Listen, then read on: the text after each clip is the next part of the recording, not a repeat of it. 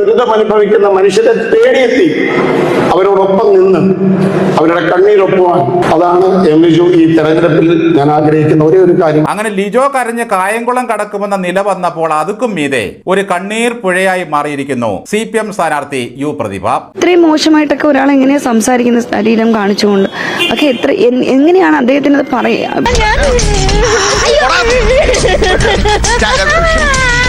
അഭിനയിക്കുന്ന കാര്യത്തിൽ ഇവർ രണ്ടുപേരും പരസ്പരം മത്സരിക്കുകയാണ്. ഒരു മുസ്ലിം ലീഗ് നേതാവ് ആവേശം കയറി വായിൽ തോന്നിയതെല്ലാം അങ്ങ് പറഞ്ഞു. വീണ്ടും അവരുടെ നാട്ടുചാതുരി കൊണ്ടും ശരീര അളവ് കൊണ്ടും അതൊക്കെ തന്നെ ചെയ്തുകൊണ്ട് അത് തന്നെ വിൽപ്പന വെച്ചുകൊണ്ട് വീണ്ടും അവർ തെരഞ്ഞെടുപ്പിലെത്തുകയാണ്. കായംകുളത്തെ LDF സ്ഥാനാർത്ഥി യു പ്രതിഭയ്ക്കെതിരായ അധിക്ഷേപ പരാമർശത്തിൽ കേസെടുത്ത് പോലീസ്. നിസാർ കേസിനാണ് മകേഷ് ഏട്ടാ.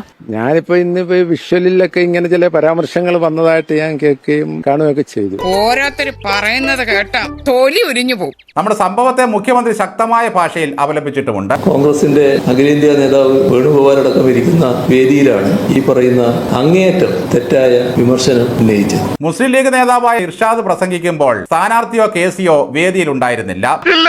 ഞാൻ വിശ്വസിക്കില്ല. നമ്മളെ പറ്റിക്കാൻ വേണ്ടി സ്ത്രീകളൊക്കെ ശക്തര് തന്നെയാണ്. അവരെ ഡിമോറലൈസ് ചെയ്യുക എന്നുള്ളതാണ് ഇത്തരത്തിലുള്ള ചില നീചമായ ശക്തികളുടെ ലക്ഷ്യം. അങ്ങനെ കണ്ണീർ പുഴയായി കായംകുളം മാറിയിരിക്കുകയാണ് സുഹൃത്തുക്കളെ. ഇതിനേക്കാൾ വലിയ സംഘർഷങ്ങളോട് പോയപ്പോൾ കരയാത്ത ഭർത്താവിന്റെ ആത്മഹത്യയും ലഹരി കേസിലെ മകന്റെ അറസ്റ്റും അടക്കമുള്ള പ്രതിസന്ധികളോട് പോയപ്പോൾ കരയാതിരുന്ന പ്രതിഭ പൊട്ടി കരയണമെങ്കിൽ ഇത് ലിജുവിന്റെ സഹതാപതരംഗം തുടച്ചു മാറ്റാനുള്ള ഒരു നമ്പറായിരുന്നു എന്ന് തന്നെ സംശയിക്കേണ്ടി വരും. പക്ഷെ നമ്പർ ചീറ്റിപ്പോയി എന്ന് പറയുന്നതാവും ഉചിതം. സ്ത്രീ എന്ന് പറയുമ്പോൾ അതെന്തോ ഒരു ശരീരത്തെ മാത്രം കാണുന്ന ഒരു മനസ്സ്, അത് മോശപ്പെട്ട ഒരു പ്രതികരണമായി പോയി. നാളിതുവരെ എന്നിൽ നിന്നും പൊതുരംഗത്ത് അങ്ങനെ ഒരു പ്രവർത്തനം ഉണ്ടായിട്ടില്ല. ഞാൻ അങ്ങനെ ഒരു പരാമർശമൊട്ടും നടത്തിയിട്ടുമില്ല. പറഞ്ഞിട്ടില്ലേ? ഇല്ല ഇല്ലേ ഇല്ല ഇല്ലേ ഇല്ല. കായംകുളത്ത് സംഭവിച്ചത് അങ്ങേറ്റം നികഷ്ടമായ ഒരു കാര്യമാണ് എന്ന കാര്യത്തിൽ യാതൊരു സംശയവുമില്ല. എന്റെ സംസാരത്തിൽ ആർക്കെങ്കിലും ഏതെങ്കിലും തരത്തിൽ ബുദ്ധിമുട്ടുണ്ടായെങ്കിൽ ഞാൻ നിർവ്യാജ്യം ഖേദം പ്രകടിപ്പിക്കുകയാണ്. ഒടുവിൽ കുറ്റസമ്മതം നടത്തി അല്ലേ? ആണിനോടാണെങ്കിലും പെണ്ണിനോടാണെങ്കിലും എല്ലാവർക്കും ഒരു അഭിമാന ബോധമുണ്ട്. അതിനെ വ്രണപ്പെടുത്തുന്ന രീതിയിൽ ആരും സംസാരിക്കാതിരിക്കുക. രാഷ്ട്രീയം പറഞ്ഞുകൊണ്ട് രാഷ്ട്രീയം എന്തൊക്കെ പറയാം, വികസന പ്രവർത്തനങ്ങളെ ചോദ്യം ചെയ്യാം, അല്ലെങ്കിൽ അവർ കാണിച്ചിട്ടുള്ള അഴിമതികളെ ചോദ്യം ചെയ്യാം, അവരുടെ മകന്റെ കഞ്ചാവ് കേസുമായി ബന്ധപ്പെട്ട കാര്യങ്ങൾ, അതൊക്കെ നമുക്ക് ബോധ്യമുള്ള കാര്യങ്ങളാണ്. എന്താണ് സംഭവിച്ചെന്ന് കേരള ജനത മുഴുവൻ കണ്ട കാര്യങ്ങളാണ്. ഈ സജി ചെറിയാൻ അന്ന് പറഞ്ഞത് ഞാനും MD വാസുദേവൻ നായരും ഒക്കെ കെട്ടുകണക്കിന് ബീഡി വലിക്കുമെന്നായിരുന്നു. കേട്ടാൽ തോന്നും ഈ സജി ചെറിയാൻ ജ്ഞാനപീഠം നേടിയ പുള്ളിയാണെന്ന്. നിന്റെ ശരീരം വിൽപ്പനയ്ക്കായിട്ട് വെച്ചിട്ടാണോ നീ നിന്റെ ജീവിതത്തിൽ നേട്ടങ്ങൾ ഉണ്ടാക്കുന്നതെന്നോ ഒരു പുരുഷനോടും സ്ത്രീയോടും ചോദിക്കാൻ പാടില്ലാത്ത ചോദ്യമാണ്. അത് അങ്ങേയറ്റത്തെ ചെറ്റത്തരമാണ്. ഇപ്പൊ ചെറ്റത്തരം എന്നുള്ള ഒരു വാക്കും ഉപയോഗിക്കാൻ നിവൃത്തിയില്ല വേണ്ട സ്ഥലങ്ങളിൽ. കാരണം ആ വാക്കിന്റെ കനം പോയി. ഞാൻ എത്രയോ പതിറ്റാണ്ടുകളായി പറഞ്ഞു വരുന്ന ഒരു വാക്കാണെന്നോ ചെറ്റത്തരം എന്നത്. നിങ്ങളെയൊക്കെ ഞാൻ അങ്ങനെ എത്രയോ തവണ ചെറ്റകളെ എന്ന് വിളിച്ചിട്ടുണ്ട്. ഇങ്ങനെ സ്വന്തം നെറുകേടിനെ ന്യായീകരിക്കുന്ന ഒരു മുഖ്യമന്ത്രി വേറെ ഏത് രാജ്യത്തുണ്ട്? മുഖ്യദാസൻ ചെറ്റത്തരം എന്നുള്ള വാക്കിന് തീവ്രത തീരെ ഇല്ല എന്ന് പ്രഖ്യാപിച്ചു കഴിഞ്ഞല്ലോ. അതുകൊണ്ട് അങ്ങേയറ്റത്തെ ഒരു പോക്രിത്തരമാണ് അദ്ദേഹം പറഞ്ഞത് എന്നുള്ളതിൽ യാതൊരു സംശയവുമില്ല. I M shocked. ഞാൻ ഞെട്ടിപ്പോയി അത്തരത്തിലൊരു പ്രസ്താവന കേട്ടപ്പോൾ. മാധ്യമങ്ങളുടെ മുമ്പിൽ ഇരുന്ന് വിതുമ്പുന്നതും പിന്നെ LDFന്റെ സ്ത്രീപക്ഷത്തുള്ള കുറെ ആളുകളൊക്കെ ഇറങ്ങി തിരിച്ച് ഉടൻ തന്നെ വീണ ജോർജ് ചേർത്ത് പിടിച്ച് അവൾക്കൊപ്പം എന്ന് പോസ്റ്റ് ഇട്ടു. ഞങ്ങൾ ഇതിനെതിരെ നിയമ നടപടിയുമായി മുന്നോട്ട് പോകും. ഈ ശ്രീമതി ടീച്ചർ, സുജാത ചേച്ചി ഇവരൊക്കെ പറയുന്നത് കേട്ടു. ലൈംഗിക ആഭാസ ചുവയുള്ള വൃത്തികെട്ട ഭാഷ നമ്മുടെ ഒരു സ്ഥാനാർത്ഥിക്ക് നേരെ പ്രയോഗിച്ചതിനെ സംബന്ധിച്ച് അടിയന്തരമായി ഇതുമായി ബന്ധപ്പെട്ടുകൊണ്ട് നിയമ നടപടികൾ ഞങ്ങൾ സ്വീകരിക്കാനാണ് ഞങ്ങൾ ഉദ്ദേശിക്കുന്നത്. ഇതിനോട് നിശബ്ദത പാലിക്കാനേ ഞങ്ങൾ തീരുമാനിച്ചിട്ടില്ല. ഞങ്ങൾ വിപ്ലവത്തിനൊരുങ്ങുകയാണെന്നൊക്കെ പറയുന്നത് കേട്ടു. ഈ തങ്കപ്പെട്ട ദേഹത്ത് ഒരു പിടി മണ്ണ് വീണ ഈ സുഖം സഹിക്കൂല. സ്ത്രീവിരുദ്ധ പരാമർശത്തെ തെരഞ്ഞെടുപ്പ് കാലത്ത് പ്രചരണ ആയുധമാക്കാനാണ് LDF നീക്കം. ഇത് CPMന്റെ അഭ്യാസമാണ്. ഏതോ ഒരു ഞരമ്പ് രോഗി പറഞ്ഞത് ഇത്രയേറെ വലിയ വിഷയമാക്കി മാറ്റുന്നത് പാവപ്പെട്ട സ്ത്രീകളെ തെറ്റിദ്ധരിപ്പിക്കാനുള്ള ഗൂഢാലോചനയാണ്. ഇതിനേക്കാൾ കടുത്ത ഭാഷയിൽ സ്ത്രീകളെ അധിക്ഷേപിച്ചിട്ട് ഒരു മാപ്പ് പോലും പറയാത്ത വർഗമാണ് ഇവർ എന്ന് ജനങ്ങൾക്ക് തിരിച്ചറിഞ്ഞു. വെറുതെ ഒന്നാമത്തെ കാര്യം, ഏത് സ്ത്രീക്കാണോ അതൊരു അപമാനമായിട്ട് തോന്നുന്നത് ആ സ്ത്രീ വ്യക്തിപരമായിട്ടാണ് അതിന് വേണ്ട നിയമ നടപടികളുമായി മുന്നോട്ട് പോകേണ്ടത്. പാർട്ടിയല്ല ഒന്നും പറഞ്ഞിരിക്കുന്നത്, പ്രതിഭ എന്ന വ്യക്തിയെയാണ്, എന്ന സ്ത്രീയെയാണ്. അപ്പൊ അവർക്കത് അപമാനമായിട്ട് തോന്നിയിട്ടുണ്ടോ എന്ന് എനിക്കറിയില്ല. കാരണം പാർട്ടിയാണ് ഇപ്പോ ചൂട്ടും കത്തിച്ച് ഇറങ്ങിയിരിക്കുന്നത്. തോന്നി അതങ്ങനെ വരൂ, അതങ്ങനെ സംഭവിക്കൂ. അധിക്ഷേപത്തിന്റെ പട്ടികയെ കുറിച്ച് ഒന്ന് പരിശോധിച്ചാൽ CPM അധിക്ഷേപത്തിന്റെ പട്ടിക താണു തന്നെ ഇരിക്കും. അച്ചു ഉമ്മൻ, ഷാനിമോൾ ഉസ്മാൻ, ആന്തൂർ സാജന്റെ ഭാര്യ രമ്യ ഹരിദാസ്, KK രമ എന്ന് വേണ്ട കുറെ അധികം സ്ത്രീകളെ ഇടതുപക്ഷ നേതാക്കൾ അങ്ങേയറ്റത്തെ വലിയ രീതിയിൽ ഒരിക്കലും ചെയ്യാൻ പാടില്ലാത്ത തരത്തിൽ അധിക്ഷേപിച്ചിട്ടുണ്ട്. ഞാനൊരു സത്യം പറഞ്ഞ് വിശ്വസിക്കൂ, എനിക്കത് ഓർമ്മയില്ല. CP-യുടെ ഭാര്യയെ ആസ്ഥാന വിധവയാക്കി പട്ടം കൊടുത്ത് ഒരു വിവരദോഷി നിയമസഭയിൽ പ്രസംഗിക്കുമ്പോൾ കേട്ടിരുന്ന വായ്ത്താളം അടിച്ചവരാണ് യു പ്രതിഭയും വീണ ജോർജും. ഞങ്ങൾ അങ്ങനെയാ സ്ത്രീയെ കാണുന്നത്. അതുകൊണ്ടാണല്ലോ കേരളത്തിൽ സ്ത്രീപക്ഷമായിട്ടുള്ള ഒരുപാട് പദ്ധതികൾ വന്നത്. കോൺഗ്രസ് നേതാവ് അരിത ബാബുവിനെ കറവക്കാരി എന്ന് അധിക്ഷേപിച്ചതും സഖാക്കളായിരുന്നു. ഗവൺമെന്റ് ഗസ്റ്റ് ഹൌസിൽ കുടിയും സകല പണിയും ഉണ്ടായിരുന്നു, പെമ്പിളെ ഒരുമ നടന്നു, അന്ന് സകല വൃത്തികേടും നടന്നിട്ടുണ്ട് അവിടെ എന്ന പ്രയോഗവും വീണതും മണിയുടെ വായിൽ നിന്ന് തന്നെയാണ്. ആൾക്ക് തീരെ വിദ്യാഭ്യാസം വിവരമൊന്നും ഇല്ലേ, വിഡ്ഢിത്തിരെ പറയുള്ളൂ, തെണ്ടി. അവരാരും കണ്ണുനീരും കൈമായിട്ട് മാധ്യമങ്ങൾക്ക് മുമ്പിൽ വന്നു നിന്ന് ആ ഒരു സംഭവം മുതലെടുക്കുന്നത് നമ്മൾ കണ്ടിട്ടില്ല. ഇത്തവണ കായംകുളം കടക്കാൻ വലിയ പ്രയാസമാണെന്ന് യു പ്രതിഭയ്ക്ക് മനസ്സിലായി. കണ്ണീരും കഞ്ഞിയുമാണ് അതിന്റെ സിദ്ധൌഷധം. കാര്യം സത്യമാണെങ്കിലും എനിക്ക് അംഗീകരിച്ചു കൊടുക്കാൻ പറ്റുമോ? ഇവര് എന്തൊരു പ്രശ്നമുണ്ടായാലും അത് വളരെ നിസ്സാരമായിട്ട് പറഞ്ഞു തീർക്കാൻ പറ്റുന്നതാണെങ്കിലും അല്ല ഇത്തിരി ഗൗരവമുള്ളതാണെങ്കിലും അതിനെ എങ്ങനെയെങ്കിലും ഏത് രീതിയിൽ നമുക്ക് മുതലാക്കാം എന്ന കാര്യത്തിൽ ഗവേഷണം നടത്തുന്ന ആളുകളാണ്. കഷ്ടം. അപ്പനില്ല നേരത്തുണ്ടായവരെന്ന DYFIയുടെ മുദ്രാവാക്യം വിളിച്ചവരുടെ കൂട്ടത്തിലും സ്ത്രീകളുണ്ടായിരുന്നു. ഒരു ബുദ്ധിജീവിയായ ഒരു വനിതാ യുവജന നേതാവിന്റെ നേതൃത്വത്തിൽ നടന്ന പ്രകടനത്തിൽ വിളിച്ച മുദ്രാവാക്യം കേട്ട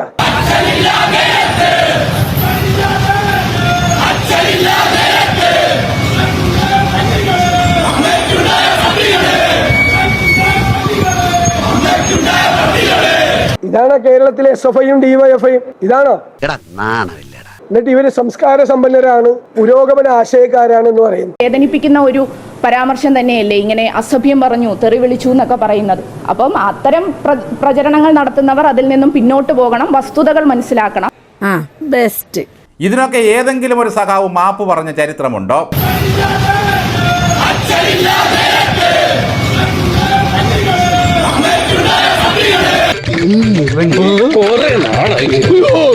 അവര് വിളിച്ച മുദ്രാവാക്യം കേരളം മറക്കില്ല, ഇവരുടെ യഥാർത്ഥ സംസ്കാരമാണ് പുറത്തു വന്നത്. എന്നെ കഷ്ടല്ലേ, കോമൺ സെൻസ് ഇല്ലാത്തതിന്റെ കുഴപ്പേ. വീണ്ടും അവരുടെ നാട്ടുചാതുരി കൊണ്ടും ശരീര അഴവ് കൊണ്ടും അതൊക്കെ തന്നെ സെയിൽ ചെയ്തുകൊണ്ട് അത് തന്നെ വിൽപ്പന വെച്ചുകൊണ്ട് വീണ്ടും അവർ തെരഞ്ഞെടുപ്പിലെത്തുകയാണ്. ആ പ്രസംഗത്തിന്റെ എന്താണ് ഗ്രാവിറ്റി എന്ന് ബോധ്യപ്പെട്ടാൽ അങ്ങനെ ഒരു തരത്തിലേക്ക് ചർച്ച പോകില്ല. ഒരു വിവരദോഷിയാണ് അയാൾ. സംസാരിക്കാൻ അറിയാത്തവനാണ്, സംസ്കാരമില്ലാത്തവനാണ്, സ്ത്രീകളെ ബഹുമാനിക്കാൻ അറിയാത്തവനാണ്. അതുകൊണ്ടാണ് അയാൾ ആ ഒരു വേദിയിൽ നിന്ന് അങ്ങനെ പറയാൻ ധൈര്യം പോലും കാണിച്ചതും അതിനുശേഷം ന്യായീകരിക്കാൻ ശ്രമിച്ചതും. അങ്ങേർക്ക് വിവരമില്ല എന്ന് മനസ്സിലായി. ഒരിക്കലും ഇല്ല, അങ്ങനെയുള്ള ഒരു പരാമർശമൊന്നും അങ്ങനൊന്നും ശരിയല്ല പറയുന്നത്. ആ ഒരു അത് വാക്കുകളെ അടർത്തിയെടുത്തിട്ട് ഏത് രീതിയിലും അതിനെ വ്യാഖ്യാനിക്കാം. എന്താണ് അതിനകത്ത് അദ്ദേഹം ഉദ്ദേശിച്ച വേറൊരു അർത്ഥം എന്താണ്? വേറെ അർത്ഥമൊന്നും അതിനകത്തില്ല. വാക്ചാതുരി കൊണ്ടും ശരീരത്തിന്റെ അഴക് കൊണ്ടും അത് വിൽപ്പനയ്ക്ക് വെച്ചുമാണ് ഇവരൊക്കെ ഫീൽഡിൽ പിടിച്ചു നിൽക്കുന്നത് എന്ന രീതിയിൽ തന്നെയാണ് അദ്ദേഹം സംസാരിച്ചത്. ശരിക്കും ഞാൻ ആദ്യം ഞെട്ടിപ്പോയി. ഇത്ര മോശമായിട്ടൊക്കെ ഒരാൾ സംസാരിക്കുമോ? ഞാൻ ഞെട്ടിപ്പോയി. പിന്നീട് നല്ല സങ്കടം വന്നു. സ്റ്റിൽ നൗ അത്രയും വിഷമം ഉണ്ട് എനിക്ക്. ചേച്ചി കരയരുത്, ചേച്ചി KPPയുടെ ധീരയായ പ്രവർത്തകയാണ്. പക്ഷേ പ്രതിഭാഹരി ചിന്തിക്കേണ്ട മറ്റൊരു വിഷയം, ഇതേ ഡയലോഗ് തന്നെ ഈ പ്രതിഭ ഒരു മാധ്യമ പ്രവർത്തകനോട് വ്യക്തിപരമായിട്ട് പറഞ്ഞിട്ടുണ്ട്. അത് മറന്നിട്ടുണ്ടോ എന്നറിയില്ല. മാധ്യമ പ്രവർത്തകരോട് എനിക്കൊന്നേ പറയാനുള്ളൂ, ഇതിനീ ഭേദം ശരീരം വിറ്റ് ജീവിക്കുന്നതാണ്. ആണായാലും പെണ്ണായാലും ഏത് മേഖല, ഇപ്പൊ ചിലപ്പം ഏത് ജോലിക്ക് പോകുന്നതിന് മഹത്വമുണ്ട് അല്ലേ? ഏത് ജോലി ഒരു സ്ത്രീ ചെയ്താലും അതിനൊക്കെ മഹത്വമുണ്ട്. ആശാസമരക്കാരെല്ലാം പാട്ടകിലക്കുകളും തെണ്ടികളുമായിരുന്നു. തൊഴിൽ ചെയ്ത് ജീവിക്കുന്ന സകല സ്ത്രീകളും മറ്റേ പണിക്കാരായി ആ നെറുകേട് മണിയൻ ആക്ഷേപിച്ചു. അതും തിരുത്താൻ ഒരു സഖാത്തിയും തയ്യാറായില്ല. തെരുവില് ശരീരം വിറ്റ് നടക്കുന്ന പാവപ്പെട്ട സ്ത്രീകളുണ്ട്, മറ്റു മാർഗമൊന്നും ഇല്ലാത്തതുകൊണ്ട് അവരുടെയൊക്കെ കാലിൽ തൊട്ട് നിങ്ങൾ കാല് കഴുകി വെള്ളം കുടിക്കുക ഇത്തരം പണിക്ക് പോകുന്നതിന്. ഇത് പറഞ്ഞത് പുരോഗമന നിലപാട് സ്വീകരിക്കുന്നുവെന്ന് അവകാശപ്പെടുന്ന CPM-ന്റെ ഭാഗമായി മാധ്യമങ്ങൾക്ക് മുന്നിൽ പൊട്ടിക്കരഞ്ഞ യു പ്രതിഭ തന്നെയാണ്. അപ്പോൾ അവർക്കാർക്കും നൊമ്പരങ്ങളും ദുഃഖങ്ങളും പ്രയാസവും ഒന്നും ഉണ്ടായില്ലേ? അപ്പോൾ മറ്റുള്ളവരോട് പറയുമ്പോൾ അത് ആ ഒരു വൈകാരികതയുടെ പുറത്തങ്ങ് പറയുന്നതാവുകയും മറ്റുള്ളവർ തന്നോടത് പറയുമ്പോൾ തനിക്കത് ഫീൽ ചെയ്യുകയും ചെയ്യുന്നത് കാലം തുറന്നു വെക്കുന്ന ഒരു പാഠപുസ്തകമായിട്ട് കരുതിയാൽ മതി. ഇതൊക്കെ അവനവന് പറ്റുമ്പോഴേ പഠിക്കൂ. അവർക്കന്ന് വേദനിച്ചതുപോലെ തന്നെയാണല്ലോ എനിക്കും ഇപ്പോൾ വേദനിക്കുന്നത്. കൊടുത്താൽ കൊല്ലത്ത് മാത്രമല്ല കായംകുളത്തും കിട്ടുമെന്ന് പ്രതിഭയെ പോലെയുള്ളവർ മനസ്സിലാക്കണം. എന്ത് തോന്നിയാസവും പറയാ, സ്ത്രീകൾക്കെതിരായിട്ട് എന്ത് അപമാനവും പ്രഖ്യാപിക്കുക എന്നുള്ള തീരുമാനത്തിലേക്ക് പോയാൽ അതിനെ ജനങ്ങളാണ് ശക്തിയായിട്ട് തീർക്കുക. അതെ, ആദ്യം നീ നന്നാകാൻ നോക്ക്. അത്തരത്തിലുള്ള ഒരു പ്രവണതയും ലീഗ് വെച്ച് ഉറപ്പിക്കില്ല. ഒരു രാഷ്ട്രീയ നേതാവ് ഒരു വനിതാ നേതാവിനെ കുറിച്ചോ പ്രവർത്തകയെ കുറിച്ചോ ഒരു വനിതയെ കുറിച്ചോ പറയാൻ പാടില്ലാത്ത കാര്യമാണ് പറഞ്ഞത്. ഇതിനുവേണ്ടി മുഖ്യമന്ത്രിയും എല്ലാവരും പടപ്പുറപ്പാട് നടത്തുന്നത് കണ്ടു. പൊതുരംഗത്ത് വരുന്ന സ്ത്രീകളെ ഈ രീതിയിൽ അവമാനിക്കുന്ന നില സ്വീകരിക്കാം. അങ്ങനെ കാണുന്നത് തന്നെ എന്തൊരു മനോവൈകൃതമാണ്. അതുപോലെ തന്നെ എല്ലാ ഇടതുപക്ഷ നേതാക്കളും അവരുടെയൊക്കെ ഫേസ്ബുക്കിൽ സഖാവ് അത് ഇത് എന്നൊക്കെ പറഞ്ഞ് ചെയ്തിട്ടുണ്ട്. CPM സ്വീകരിക്കുന്ന ഈ വിഷയത്തിലെ ഇരട്ടത്താപ്പിനെയാണ് ചോദ്യം ചെയ്യേണ്ടത്. 2013 ഗണേഷ് കുമാർ മന്ത്രിയാണ് ഉമ്മൻചാണ്ടി മന്ത്രിസഭയിൽ. അപ്പൊ ഒരു വിഷയം ഉണ്ടാകും. കേരളത്തിന്റെ മുഖ്യമന്ത്രി ഇന്നൊരു കുറ്റവാളിയാണ്. നിസ്സഹായായ ഒരു സഹോദരിയെ വഞ്ചിച്ച മനുഷ്യനായിട്ട് ആ മുഖ്യമന്ത്രി മാറിയിരിക്കുന്നു. ഉമ്മൻചാണ്ടി മുഖ്യമന്ത്രി കസേരയിരിക്കാൻ അർഹനാണോ? ഇരുന്നുകൂടാ. ഇത്തരത്തിലുള്ള നാറികളെ പേറുന്ന നിലപാട് സ്വീകരിച്ച മുഖ്യമന്ത്രി കസേരയിരിക്കാൻ അർഹനല്ല. അപ്പൊ അന്ന് പാർട്ടി സെക്രട്ടറിയായ പിണറായി വിജയൻ പറഞ്ഞു ഗണേഷ് കുമാറിനെ മന്ത്രിസഭയിൽ നിന്ന് ചവിട്ടി പുറത്താക്കി. ഗണേഷ് കുമാർ നമ്മുടെ സമൂഹത്തിൽ വളരെ അപകടകരമായൊരു അത് അദ്ദേഹം തന്നെ വരുത്തി വെച്ച കാര്യമാണല്ലോ. അദ്ദേഹം ഒരു പൊതുപ്രവർത്തകനാകാനേ പറ്റില്ല. അപ്പോൾ പൊതുപ്രവർത്തകനാകാനുള്ള ഒരു യോഗ്യതയും ഇന്ന് അദ്ദേഹത്തിനില്ല. അതാണ് യഥാർത്ഥ വസ്തുത എന്നൊക്കെ പറഞ്ഞു നീയല്ലേ. എന്നിട്ട് ഇപ്പൊ എന്തായിടാ? ഇപ്പോ അന്ന് നടന്ന സംഭവത്തെക്കാൾ ഗുരുതരമായ പ്രശ്നം ഇപ്പോ ഉണ്ടായി. അപ്പൊ പിണറായി വിജയൻ മുഖ്യമന്ത്രിയാണ്. എന്താ പറയുന്നത്? അത് കുടുംബ പ്രശ്നമാണ്. രാഹുൽ മാങ്കൂട്ടത്തിൽ വിഷയം ചൂണ്ടിക്കാട്ടി പിണറായി വിമർശിച്ചു. നാട് മുഴുവൻ വിഭജിക്കാൻ നടന്നിട്ട് എന്നിട്ട് അവനെ ന്യായീകരിക്കാൻ വേണ്ടി അതല്ലേ പ്രതിപക്ഷ നേതാവും സംഘവും ചെയ്തത്. ഗണേഷ് കുമാറിന്റെ കുടുംബമാണ്. കുടുംബത്തിൽ ചില പ്രശ്നങ്ങൾ ഉണ്ടാവും. ആ പ്രശ്നത്തിന്റെ ഭാഗമായി കാര്യങ്ങൾ എടുത്തിയാടി ചെയ്യേണ്ടതല്ല. ഒരു മാറ്റമില്ലല്ലോ. അപ്പൊ അന്ന് കുടുംബ പ്രശ്നമായിരുന്നില്ലേ?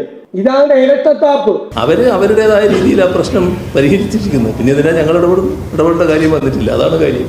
ഇത് കൊടും മാറണം തന്നെ. ഇരട്ട ചങ്കൻ എന്ന് വിളിക്കുന്നതിനേക്കാൾ നല്ലത് ഇരട്ട താപ്പൻ എന്ന് വിളിക്കുന്നത്. ഞാനൊന്നും പറയത്തില്ല, അതിനൊന്നും അഭിപ്രായം പറയത്തില്ല. കാരണം വിവാദങ്ങളെ കുറിച്ച് സംസാരിക്കാൻ താല്പര്യമില്ല. വിവാദങ്ങളില്ല, ഒരു ചക്കക്കുരും ഇല്ല. വേറെ കഴിഞ്ഞ 2013 ഇല്ല, ഇന്നുമില്ല. ഞാൻ ജനങ്ങളോടൊപ്പം സത്യത്തിന് വേണ്ടി പോരാടിയപ്പോൾ എനിക്ക് പല പരിക്കും പറ്റി. കൊള്ളാം, നല്ല ഐഡിയ. ഇപ്പോൾ യു പ്രതിഭയ്ക്കെതിരെ ലീഗ് നേതാവ് നടത്തിയ പരാമർശത്തിൽ ഒരു എതിർ സ്ഥാനാർത്ഥി എന്ന നിലയിൽ ഞാൻ ആ വിഷയത്തിൽ മുന്നണിക്ക് വേണ്ടി ആ സഹോദരിയോടും സമൂഹത്തോടും ഞാൻ മാപ്പ് പറയുന്നുണ്ട്. പക്ഷേ അതിനപ്പുറത്ത് അതിലൊന്നും തൃപ്തരാവാതെ നിയമ നടപടികളും അതോടൊപ്പം തന്നെ പ്രതിഷേധ പ്രകടനങ്ങളുമായിട്ടൊക്കെ മുന്നോട്ട് പോകാനുള്ള ഒരു നടപടിയാണ്. ഇതൊന്നും അല്ല വേണ്ടത്. ഇങ്ങനെയൊക്കെയുള്ള പരാമർശങ്ങൾ ഉണ്ടാകുമ്പോൾ അതിനെ എങ്ങനെയാണോ നിയമപരമായിട്ട് കൈകാര്യം ചെയ്യേണ്ടത് അവർ തന്നെ ഒരു നിയമജ്ഞയാണ്. അങ്ങനെ അപമാനിതയായ വ്യക്തി നേരിടുക എന്നുള്ളതാണ്. അല്ലാതെ അതൊരു പാർട്ടി മുതലാക്കലായിട്ട് അത് ചെയ്യുന്നതിനോട് ഒരു കാലത്തും നമുക്ക് യോജിക്കാൻ പറ്റില്ല. അത് ഏത് പാർട്ടിയാണെങ്കിലും. അങ്ങനെ പറ. CPM നേതാക്കൾക്കെതിരെ നടപടിയെടുത്തില്ല. ഈ വിജയരാഘവനെതിരെ നടപടിയെടുത്തില്ല. കുഞ്ഞാലിക്കുട്ടിയെ പോയി കണ്ട രമ്യ ഹരിദാസിന്റെ അവസ്ഥ എന്താകുമായിരുന്നുവെന്ന് പറഞ്ഞ് ഒരു വഷളം ചിരിയിരിച്ച വിജയരാഘവനെ ആര് മറക്കും? അധിക്ഷേപകരമായ അശ്ലീലകരമായ പരാമർശങ്ങൾ നടത്തി ഇവര് വേട്ടയാടിയപ്പോ ഇവരൊക്കെ എവിടെയായിരുന്നു? പക്ഷെ ഞങ്ങൾ അങ്ങനെയല്ല. വേറെ ഒരു പാർട്ടിയിൽപ്പെട്ട സ്ത്രീകളും ഇത്തരം സംഭവങ്ങൾ എടുത്തുകൊണ്ട്, അതായത് പേഴ്സണലായിട്ട് ഏൽക്കുന്ന വേദനകൾ പോലും ഇലക്ഷന് വേണ്ടി കച്ചവടമാക്കാനുള്ള ഒരു മനോഭാവം ഒരു സ്ത്രീകളും കാണിക്കുന്നത് കണ്ടിട്ടില്ല. അത് ഈ മാധ്യമങ്ങൾക്ക് മുമ്പിൽ വന്നിരുന്ന് വിതുമ്പുന്നതിലൂടെ പ്രതിഭാഹരി ഉദ്ദേശിച്ചത് അത് തന്നെയാണെന്ന് ആളുകൾക്ക് മനസ്സിലാകുന്നുണ്ട്. കേരളീയ സമൂഹത്തിന് അംഗീകരിക്കാൻ കഴിയാത്ത വിമർശനമാണ് ഉയർന്നത്. ഇത് എല്ലാവരും പാഠമായി എടുത്തുകൊണ്ട് നിലപാട് സ്വീകരിക്കേണ്ടതാണ്. ദാരിദ്ര്യം കാരണം പിച്ചച്ചട്ടിയെടുത്ത മറിയക്കുട്ടിയെ കെ അനിൽകുമാർ എന്ന കോട്ടയത്ത് മത്സരിക്കുന്ന അൾട്ടിമേറ്റ് അന്തംഗമ്പി പരിഹസിച്ചത് സുരേഷ് ഗോപിയെ കണ്ടപ്പോൾ അവർക്ക് രോമാഞ്ചമുണ്ടായി എന്നാണ്. എല്ലാം ഞാൻ കടിച്ചു പിടിച്ചോണ്ട് നിൽക്കണം, എനിക്ക് ചൊറിഞ്ഞോണ്ടായിരുന്നു. സഖാവായിരുന്ന കാലത്ത് ജി സുധാകരൻ പൂതന എന്നാണ് ഷാനിമോൾ ഉസ്മാനെ വിളിച്ച് പരിഹസിച്ചത്. അതും ആരും മറന്നിട്ടില്ല. ആ അർത്ഥത്തിൽ എല്ലാ ചേരികളിൽ നിന്നുള്ള നേതാക്കളും കേരളത്തിൽ സ്ത്രീവിരുദ്ധ പരാമർശങ്ങൾ നടത്തിയിട്ടുണ്ട് എന്ന കാര്യത്തിൽ ഒരു തർക്കവുമില്ല. അവരെ ആരെങ്കിലും സ്ത്രീവിരുദ്ധ പരാമർശത്തിന്റെ പേരിൽ പുറത്താക്കിയോ? ഇല്ല. എന്നിട്ട് പിണറായി വിജയൻ മറ്റുള്ളവരെയൊക്കെ സംസ്കാരം പഠിപ്പിക്കുകയാണ്.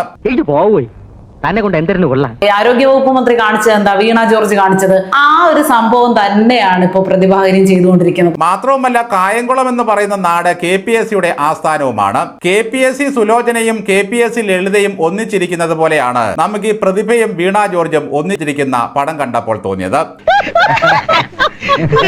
ഇത് കള്ളക്കരച്ചിലാണ്. വീണ കഴുത്തുളുക്കി എന്ന് പറഞ്ഞ് നിലവിളിച്ചതുപോലെ തന്നെയുള്ള കള്ളക്കരച്ചിലാണ് ശ്രീമതി യു പ്രതിഭയുടെ ഈ നാടകവും. ഒരു കാരണവശാലും നമുക്കുണ്ടാകുന്ന വ്യക്തിപരമായ വേദനകൾ ഇങ്ങനെയുള്ള കാര്യങ്ങൾക്ക്, മുതലെടുപ്പുകൾക്ക് വേണ്ടി ഉപയോഗിക്കരുത്. അതിന്റെ ഒരു വേദനയുടെ ഒരു ആഴത്തെ കൂടി, ഭാരത്തിനെ കൂടി നിങ്ങൾ അതിലൂടെ ഇല്ലാതാക്കരുത്. ധാർമ്മികമായി ചെയ്യാവുന്ന കാര്യം ഞങ്ങൾ പൂർത്തീകരിച്ചു. നിയമപരമായ നടപടി സ്വീകരിക്കേണ്ട ഉത്തരവാദിത്തം സ്റ്റേറ്റ് അല്ലേ.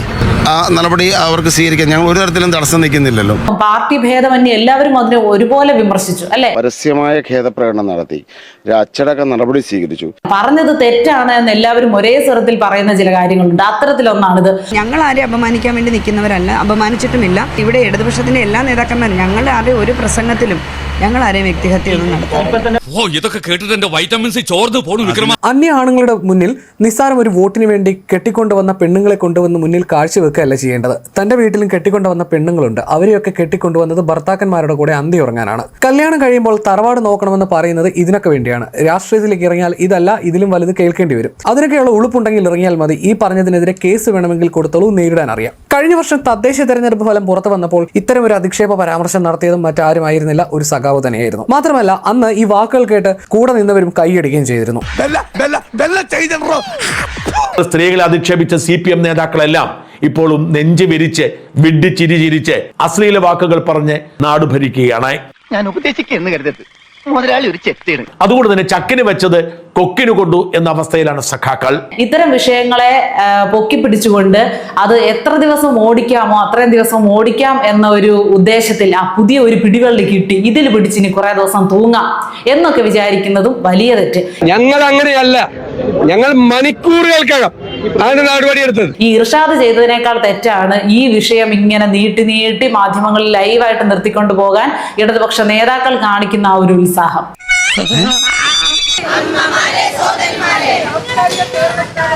ഇങ്ങനെ കേട്ടാൽ അറയ്ക്കുന്ന ഭാഷ ഒരു സ്ത്രീക്ക് നേരെ, ഒരു സ്ഥാനാർത്ഥിക്ക് നേരെ ഉപയോഗിക്കുകയുണ്ടായി. ശരിക്കും വളരെ ശക്തമായിട്ടുള്ള ഭാഷയിൽ തന്നെയാണ് ഞങ്ങൾ ഇതിനെ പ്രതിഷേധിക്കുന്നത്. മാധ്യമപ്രവർത്തകരെ തന്തയ്ക്ക് വിളിച്ചാലും വ്യഭിചാരികളെന്ന് വിളിച്ചാലും ആരും ചോദിക്കാനില്ലാത്തത് നിങ്ങളുടെയൊക്കെ മഹാഭാഗ്യം. പക്ഷെ തിരിച്ചു കിട്ടുമ്പോൾ വെറുതെ മൂങ്ങിയിട്ട് വല്ല കാര്യവുമുണ്ടോ? മാത്രമല്ല LDFന്റെ പല പ്രചാരണ വേദികളിലും പുരുഷ നേതാക്കൾ സ്ത്രീവിരുദ്ധ തമാശകൾ പറയുമ്പോൾ അത് കോമഡി മാത്രമാണ്. അത് കേൾക്കുന്നവർ കൈയടിച്ച് പ്രോത്സാഹിപ്പിക്കുകയും ചെയ്തു. അതിലെ സ്ത്രീവിരുദ്ധത ആരും ചർച്ച ചെയ്യാറുമില്ല. എല്ലാത്തിനും ഉപരി നമ്മുടെ സാംസ്കാരിക നായകർ പോലും അതിനെതിരെ വാതുറക്കാറില്ല. ഇതിനേക്കാൾ വൃത്തികേടുകൾ പറഞ്ഞ CPM നേതാക്കൾ, ഇതിനേക്കാൾ വലിയ വൃത്തികേട് പറഞ്ഞ പ്രതിഭ, എന്നിട്ട് ഇവർ മോങ്ങിയാൽ ആ മോങ്ങൽ കള്ളമോങ്ങലാണ്, കള്ളക്കണ്ണീരാണെന്ന് തിരിച്ചറിയാനുള്ള വിവേകം ഈ നാട്ടിലെ ജനങ്ങൾക്കുണ്ട്. ഇനി നമ്മൾ എന്ത് ചെയ്യുമല്ലയ്യ?